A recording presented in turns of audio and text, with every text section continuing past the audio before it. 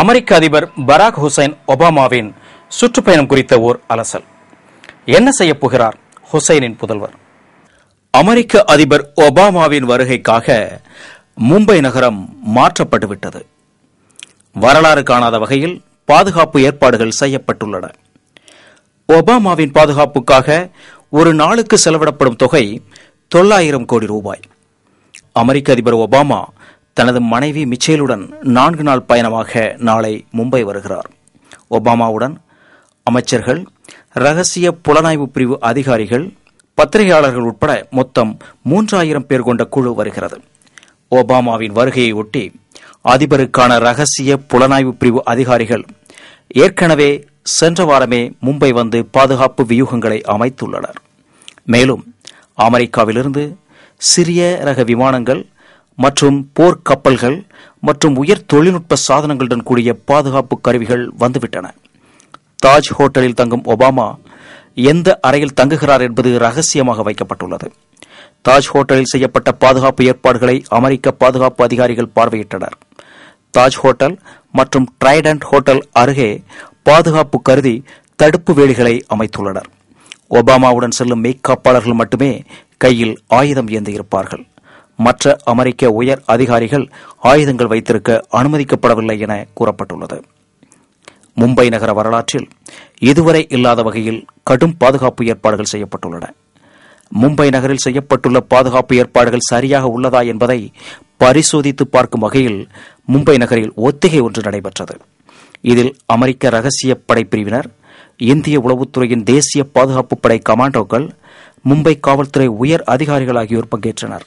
மும்பை நகர் எப்போதும் அமெரிக்க அதிபரின் பாதுகாப்பு படையே தலைமையேற்று செயல்படுத்துவது வழக்கம். ஆனால் அதை ஏற்க மறுத்த மும்பை காவல்துறை ஒபாமாவின் பாதுகாப்பு விஷயங்களை தாங்கள் பார்த்துக் கொள்வதாக சொன்னதோடு ஒபாமாவின் பாதுகாப்பு அதிகாரிகள் அமெரிக்காவிலிருந்து துப்பாக்கிகளை இறக்குமதி செய்து கொள்ள அனுமதி மறுத்துள்ளது.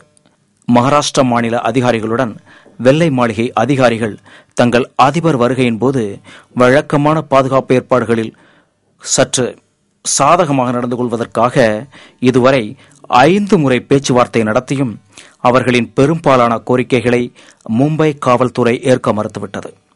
ஒபாமாவுடன் வரும் 3000 நபர்களுக்கும் சுங்கச் சோதனையில் சலுகை காட்டுமாறு கோரப்பட்டதாகவும், ஆனால் அனைவருக்கும் செய்ய வேண்டிய எழுத்து வேலைகள் முக்கியம் என்றும் மும்பை காவல்துறை வட்டாரங்கள் உறுதியாக தெரிவித்துவிட்டன. விழாக்களில் உள்ளே நுழைவது, வெளியேறுவது போன்றவற்றை கட்டுப்படுத்துவதும் மும்பை காவல்துறையின் கட்டுப்பாட்டிலே இருக்கும் என எதிர்பார்க்கப்படுகிறது. ஒபாமாவின் அந்தரங்க பாதுகாவலர்கள் தவிர மற்ற அமெரிக்க பாதுகாப்பு அதிகாரிகள் ஆயுதம் ஏந்த அனுமதி மறுக்கப்பட்டுள்ளதாகவும், மும்பை நகர காவல்துறையே இறுதி முடிவெடுக்கும் அதிகாரம் படைத்ததாக இருக்கும் என்றும் தெரிவிக்கப்பட்டிருக்கிறது.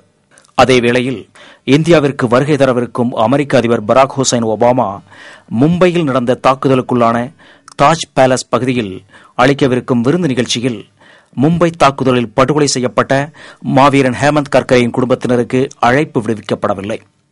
மும்பை தாக்குதலுக்குள்ளான லியோபோர்ட் கஃபேயின் உரிமையாளர்கள் உள்ளிட்டவர்களை அமெரிக்க தூதரக அதிகாரிகள் நேரடியாக சென்று அழைப்பிதழை கொடுத்து விருந்துக்கு அழைப்பு விடுத்தனர்.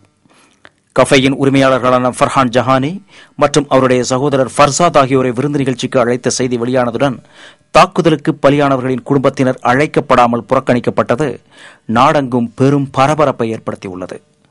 அமெரிக்க அதிபர் ஒபாமா நடத்தும் விருந்து நிகழ்ச்சிக்கு அழைப்பு விடுத்த அமெரிக்க தூதரக அதிகாரிகள் விருந்து நிகழ்ச்சியின் நேரம், இடம் குறித்த தகவல்கள் பின்னர் அறிவிக்கப்படும் என தெரிவித்ததாக ஃபர்ஹான் குறிப்பிட்டார்.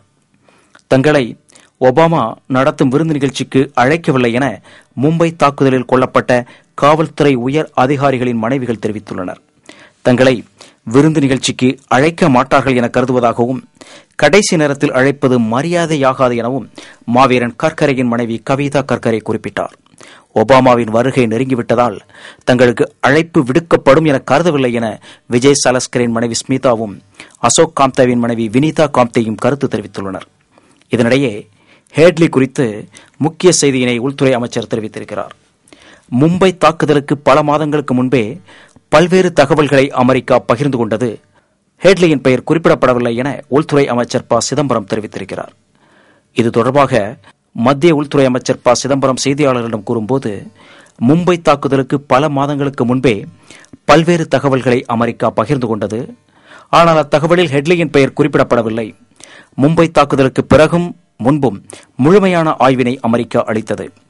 ஹெட்லியின் பெயர் 2009ஆம் ஆண்டு அக்டோபரில் தான் சில இடங்களில் எங்களுடன் பகிர்ந்து கொள்ளப்பட்டது.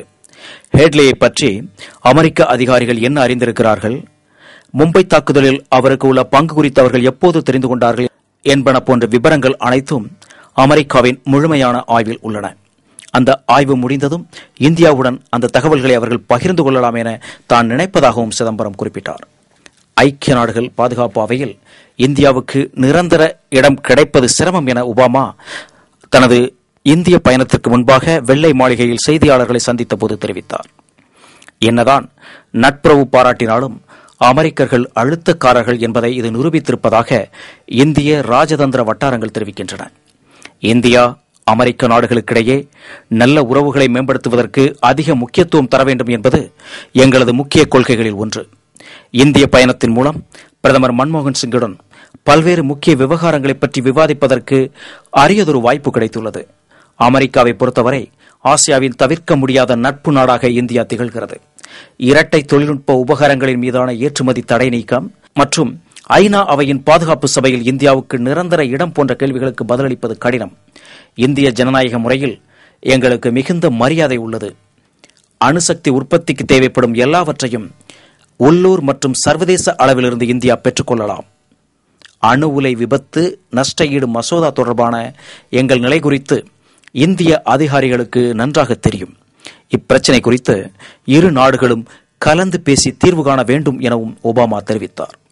இதனிடையே இந்திய முஸ்லிம் சமூகம் ஒபாமாவை மனப்பூர்வமாக வரவேற்கிறதா என்ற கேள்வி அமெரிக்க அரசுக்கு எழுந்துள்ளது.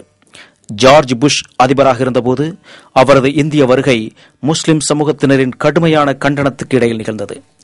ஜமியத்தே உலமாய ஹிந்தின் தலைவரும் இந்தியாவின் முன்னணி மார்க்க அமைப்பான தாருல் உலூம் தேவ்பந்தின் முக்கிய இடத்தை வகிப்பவருமான காரி முகமது உஸ்மான் மன்சூர் பூரி ஒபாமா முஸ்லிம் உலகத்துக்கு வழங்கிய தனது வாக்குறுதிகளை முதலில் நிறைவேற்ற வேண்டும் என்றார்.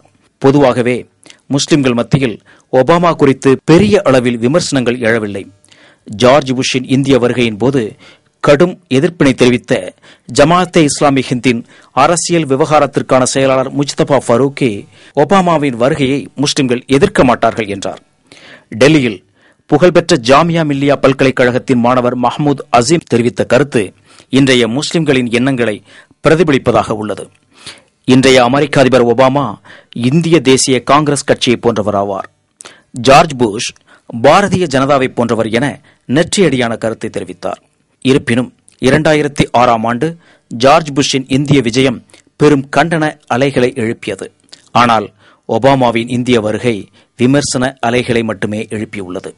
ஈராக்கிலும் பாலஸ்தீனிலும் ஆப்கானிஸ்தானிலும் சோமாலியாவிலும் சிந்தப்படும் ரத்தமும் தனது உடலில் ஓடும் ரத்தமும் ஒரே ரத்தம் என்பதை ஹுசைனின் புதல்வர் உணர்வாரா?